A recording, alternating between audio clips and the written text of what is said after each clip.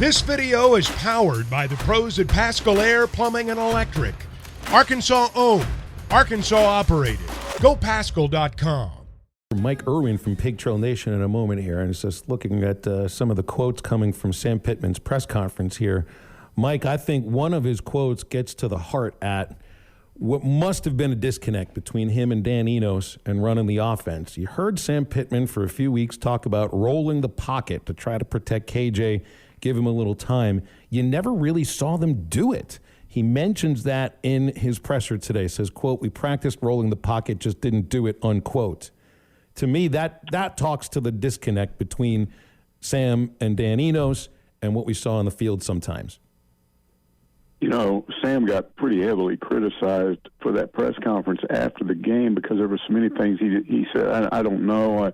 I think he knew what the answer to those questions were. He wasn't ready to answer them at that point because now he's talking about a lot of things that we've all wondered about, and that's one of them. I mean, I was just scratching my head in that Alabama game going, well, why aren't they doing that? It looks like to me you've got a head coach that's saying we need to do that, and you've got an offensive coordinator saying, nope, we're not doing that. But beyond that, the overall tone of what he's saying is that Sam lost the offensive side of the ball, lost those players. And all you got to do is look at KJ on Saturday to know that. I'm sitting there looking at a very different KJ Jefferson all the way through that game. And I asked myself, okay, one of two things has got to happen here. Either they're going to have to bench him from here on out, or they're going to have to change the offense and maybe the coordinator. And we saw what they did. So now the answer is, how much better does it get? I don't know. Everybody's, I had people saying to me, well, I guess they can just go back to Kendall Briles' offense. Well, Kenny Guiton, who's the offensive play caller now, did work under him, Kendall Briles, at two different places, here and all the way back at Houston. So he would know how to do that. But I don't know that you just switch back to that offense immediately. I mean, we had a computer program we were using here at work for 5-6 years. We shifted 2 years ago. It took me 6 months to learn it. If they suddenly said go back to the old one, I'm not sure I could immediately. And I think that would be the difficulty in going back to this, RPO tempo offense that Briles had last year. I think more than likely based on what Sam said, they're going to modify a few things. They're going to, he said we're going to simplify. So they're going to get rid of a lot of stuff that wasn't working, try to concentrate on what does work. One of the things he talked about was we had too many pocket passes. He said no more than 5 or 6 from here on out. And so I think you're going to see KJ moving. I'm not sure exactly what they're going to do with the running game. He talked about improving it, but I'm not sure exactly what you do. But you got a wide receivers coach in there now calling these plays, and I've questioned these pass routes all along. So maybe we will see different pass routes. I mean, there was one I was looking at online where you had two guys ended up right next to each other, and that's happened a lot. So what's going on there? So you would expect to see some changes like that.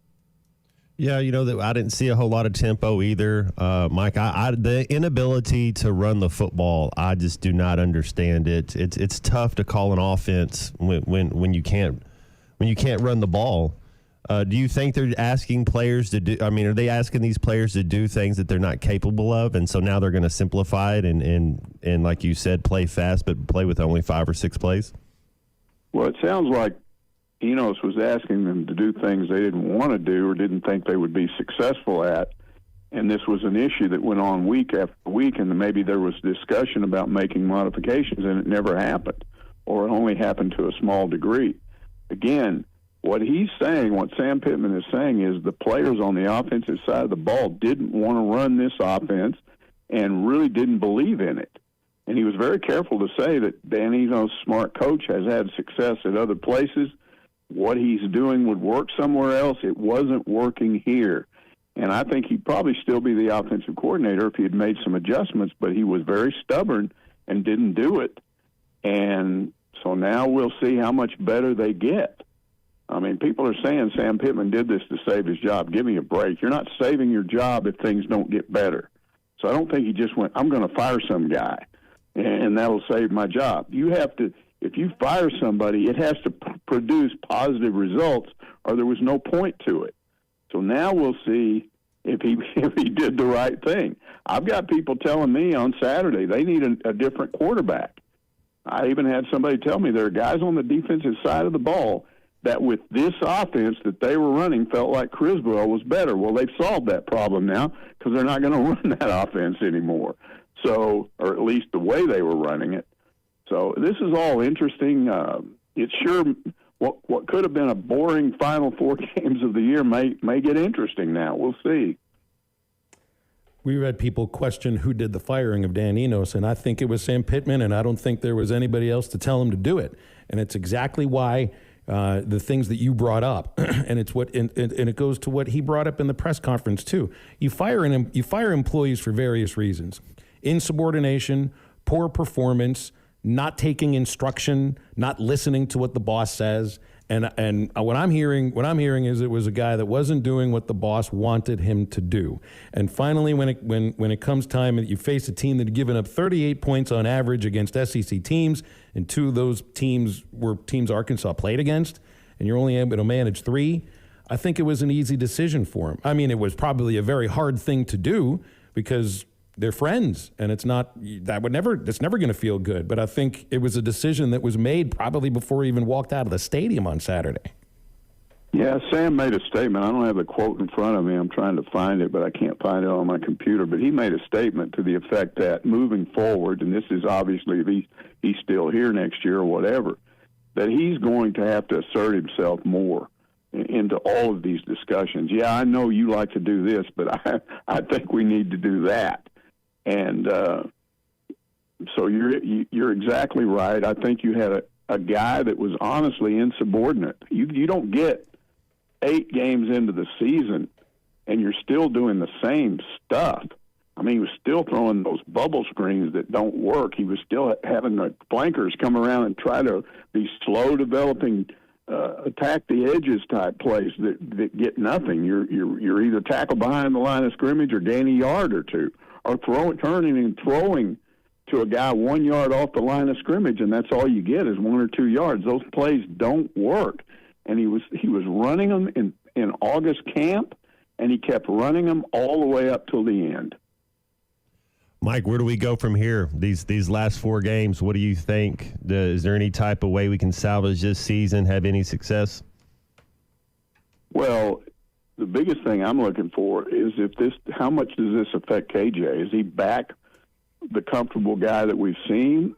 How quickly can he adjust? I think having an open date is really critical here. You don't make these changes overnight, but I think having 2 weeks will help. So I'm looking to see how it affects him. Again, I think because you've now got a wide receivers coach calling the plays, we're going to see some big changes in the passing game, maybe throw more on first down. I want to see these routes change. The routes, guys were not getting open, but I'm not sure it was them. I mean, we'll see. But I wouldn't believe that's what it is. So maybe you're going to see some changes in some of the routes that are run, getting people open quicker. And then we'll see if that affects the running game. If people always say you establish a running game to get the passing game, it works both ways. If you can throw successfully, it will open your running game up because it forces the defense to loosen up. So those are some of the things I'm looking at. Whether it'll happen or not, we'll just have to wait and see. I mean, this is a tough test to go to Florida and try to win there. Arkansas's never won a game in Gainesville. But at least you're throwing something at them and making them try to guess what you're going to do. And I like that better than the other option, which was to keep doing the same thing. I mean, it looked like to me Mississippi State had an extra week to look at every single play that Enos liked to run and say, okay, he likes this, he likes this, he likes that. Let's stop that. Because this was a defense, especially a secondary. It was the worst secondary in the SEC this year. They were giving up 74% of their completion rate on passes. And it just changed all of a sudden. I mean, that's the thing that you just couldn't wrap your head around, was that Arkansas couldn't move the ball on that defense, at least throwing it. So some changes needed to be made for sure. Mike, let's close on a thought of the offense obviously is performing incredibly poorly. You wouldn't have fired the OC if that wasn't the case 8 games in. Defensively, this is as much improvement on a year-by-year basis that I've seen at Arkansas in a long, long time.